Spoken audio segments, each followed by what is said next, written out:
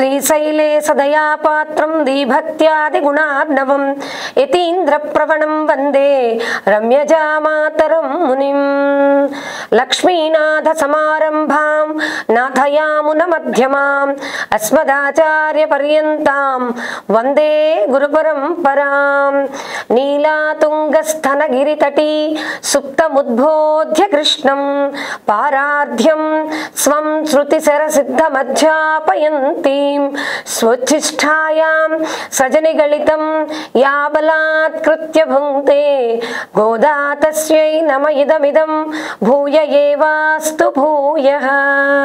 ఈరోజు మనం శ్రీ వ్రతము, తిరుప్పావే వ్రతము అన్నటువంటి ఈ వ్రతంలో అమ్మవారు 30 పాసురాలు చక్కగా పాడి స్వామివారికి విన్నవించారు. ఆ 30 పాసురాల్లో ఈ రోజు నుంచి మొదటి రోజు మొదటి పాసురాన్ని మనందరం చక్కగా పాసురంలో అమ్మవారు ఏం వివరించారు అనేవి విషయాలను తెలుసుకుందాం. మొదటి పాసురం.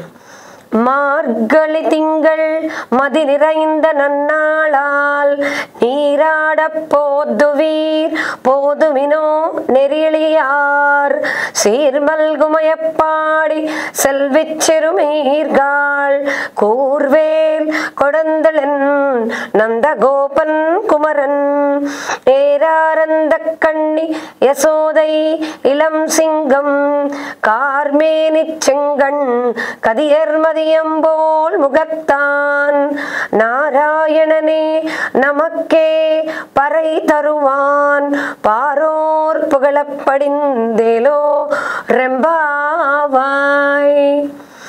ఆండాళ్ తిరువరుగళై శరణం. ఈరోజు మొదటి పాసురం ఈ మార్గరి తింగళ్ అంటే మార్గశిర మాసము. చాలా మంచి రోజులు, వెన్నెలతో ఉన్నటువంటి ఈ మాసం. చక్కగా మార్గశిర మాసం అంటే చలి ప్రారంభమవుతుంది, కానీ శరీరానికి అంత అలసట ఉండదు. అలాంటి మాసం ఈ మార్గశీర్ష మాసం. అందుకే మనకి మార్గశీర్ష మాసాన్ని కృష్ణుడు కూడా భగవద్గీతలో మాసానాం మార్గశీర్షోహం అన్నారు. అంటే దారి చూపించేటువంటిది, దారి మార్గాన్ని చూపించేటువంటి మాసం. ఎక్కడికి దారి చూపిస్తుంది? స్వామివారి యొక్క మనం ఆ అనుగ్రహాన్ని ఎలా పొందాలి అనేటువంటి దానికి మార్గాన్ని చూపించేటువంటి మాసం ఈ మాసం. ఈ విశిష్టమైనటువంటి మాసంలో తొలి పాసురాన్ని ఇప్పుడు మనం చూసాం. అంటే తొలి పాసురంలో మార్గర్ తింగళ్ మది నిరైంద నన్నాళాల్ అంటే అర్థం ఏమిటి అంటే, గోదా అనేటువంటి గోపిక వ్రత సంకల్పం చేస్తూ ఇప్పుడు ఎక్కడ ఎవరు ఏమి చేశారు, ఇలాంటి ఏ ఫలితాన్ని పొందవచ్చు అనేది ఈ పాసురంలో వివరించి చెప్తారు. ఎప్పుడు ఈ వ్రతం చేయాలి? భగవంతుడికి అత్యంత ప్రీతికరమైనటువంటి మార్గశిర మాసంలో శుక్లపక్షంలో ఎప్పుడైతే పెద్దలు నిర్ణయించారో ధన సంక్రమణం అవుతుంది అని, ఆ రోజున ఈ వ్రతాన్ని మనం ప్రారంభించాలి. క్రమం తప్పకుండా ఈ వ్రతాన్ని 30 రోజులు చేయాలి. ఎవరు ఈ వ్రతం చేయాలి అంటే అందరూ చేయవచ్చు. దీనిలో జాతి, కుల, మత భేదాలు కానీ, లింగ, వర్గ, వయోభేదాలు కానీ ఏమీ లేవు. చక్కగా అందరూ చేయొచ్చు. కానీ యవ్వనవంతులు అందరూ కూడా ఈ వ్రతాన్ని చేయవచ్చు.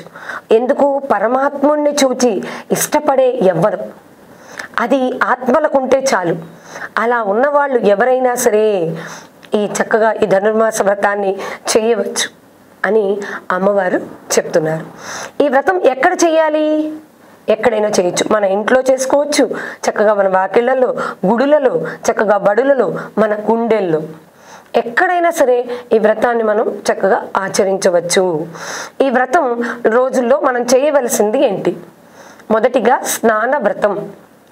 అంటే ఉదయాన్నే తెల్లవారుజామునే బ్రాహ్మీ ముహూర్తంలో లేచి స్నానం చేయాలి. మనం రోజు చేసేది బాహ్య స్నానం, అలా కాదు, అంతఃస్నానం చేయాలి.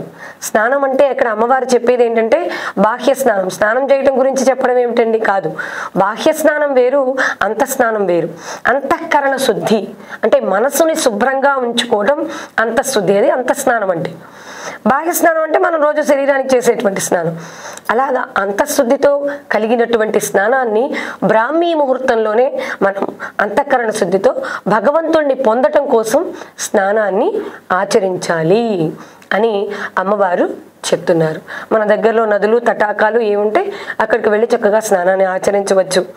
అలాగే ఈ వ్రతం చేస్తే ఎవరి వలన ఎవరు ఏ ఫలితం పొందుతారు?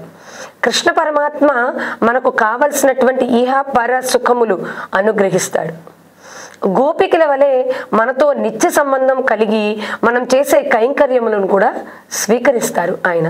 ఇవన్నీ పొందేందుకే గోదా అనేటువంటి గోపిక స్నానం చేసే కోరిక గల వారందరినీ రండి అని పిలిచింది.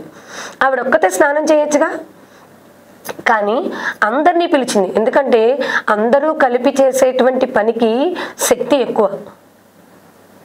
మనం ఒక్కళ్ళమే కాదు, స్వాధూనా భుంజిత అంటే ఏక స్వాధూనా భుంజిత, ఒక్కడే కూర్చుని చక్కగా బాగున్నటువంటి ఆహారాన్ని తినేయకూడదు. బాగున్నటువంటి ఆహారాన్ని మనం ఎవరికైనా కూడా పంచిపెడుతూ ఉండాలి. మనం ఒక్కళ్ళమే కూర్చొని తినేసి అనుభవించకూడదు. అలాగే ఇక్కడ కూడా అమ్మవారు అందుకే అందరినీ, గోపికలందరినీ, ఎవరికైతే భగవంతుణ్ణి పొందాలని ఉంటుందో అలాంటి వాళ్ళందరినీ అమ్మవారు రమ్మని పిలుస్తున్నారు.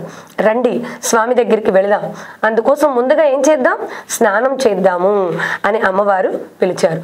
అలాగే ఆభరణములతో కూడినటువంటి స్నానం. ఎవరైనా మన స్నానానికి వెళ్ళబోయే ముందు ఆభరణములు తీసేస్తాం, కానీ ఇక్కడ ఆభరణములతో కూడినటువంటి స్నానం అంటున్నారు. అంటే ఇక్కడ ఆభరణములు అంటే ఏంటంటే జ్ఞానము, భక్తి, వైరాగ్యం, ఇవి ఆభరణములుగా కలిగి ఉన్నాయి. కాబట్టి ఈ ఆభరణములు కలిగినటువంటి వారందరూ స్నానానికి రండమ్మా అని పిలుస్తున్నారు మన అమ్మవారు గోదాదేవి. అయితే కృష్ణుని చేరడం ఎలా? చేరాలి అంటే అతడు నందగోపుని సంరక్షణలో ఉంటాడు. నందకిశోరము వలె అమ్మ యశోదాదేవి ఒడిలో తల వంచి పడుకొని ఉంటాడు. అలాంటి స్వామిని మనం ఎలా చేరుకోవాలి అంటే ఇక్కడ నందగోపుడు అంటే ఎవరంటే ఆచార్యుడు. అలాగే ఆయన ధరించేటటువంటి ఉపదేశ ముద్ర అంటే ఏంటంటే అక్కడ గురువుని ఆశ్రయించాలి అని. గురువుని ఆశ్రయించి గురువు గారి దగ్గర ఉండి చక్కగా మనం మంత్రాన్ని తీసుకొని ఆ శ్రీవ్రతం అనేటువంటిది వ్రతాన్ని చెయ్యాలి అని అమ్మవారి. ఇక్కడ తల్లి యశోదాయే మంత్రము. ఓం నమో నారాయణాయ అనేటువంటి మంత్రం అమ్మవారు అక్కడ యశోదాదేవి. యశమునిచ్చునది యశోద, ఆనందమునిచ్చువాడు కృష్ణుడు, ఆనందమే కృష్ణుడు. ఆచార్య కృపతో మంత్రాధీనమైనటువంటి భగవంతుడిని మనకు అందిస్తాడు. ఆచార్యులు అంటే ఎవరు? గురువు. అందుకని గురువు గారు ఏం చేస్తారు, చక్కగా భగవంతుడిని మనకు అందిస్తాడు. అందుకే కదా గురువుని పొందితే చక్కగా భగవంతుడిని పొందేటువంటి మార్గాన్ని చూపిస్తాడు. అందుకని ముందుగా మనం గురువుని ఆశ్రయించాలి అని అమ్మవారు కూడా ఇక్కడ చెప్తున్నారు. మన గోపికలు శ్రీకృష్ణుని స్వభావాన్ని, రూపాన్ని కూడా స్తుతిస్తున్నారట. కార్మేని చెంగల్ కదిర్మదియంబోల్ ముగత్తాన్ అని అన్నారు పాశ్రంలో.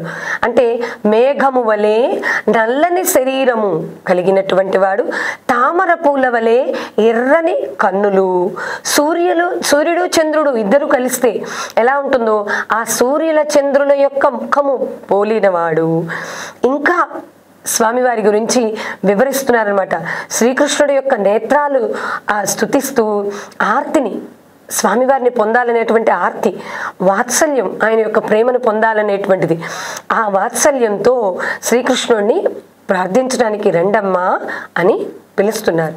అట్టి అనంత కళ్యాణ గణములు కలిగినటువంటి స్వామిని నారాయణనే నమక్కై పరై తరువాన్, నారాయణుడే మనకు పర అనేటువంటి వాద్యమును ఇస్తారు.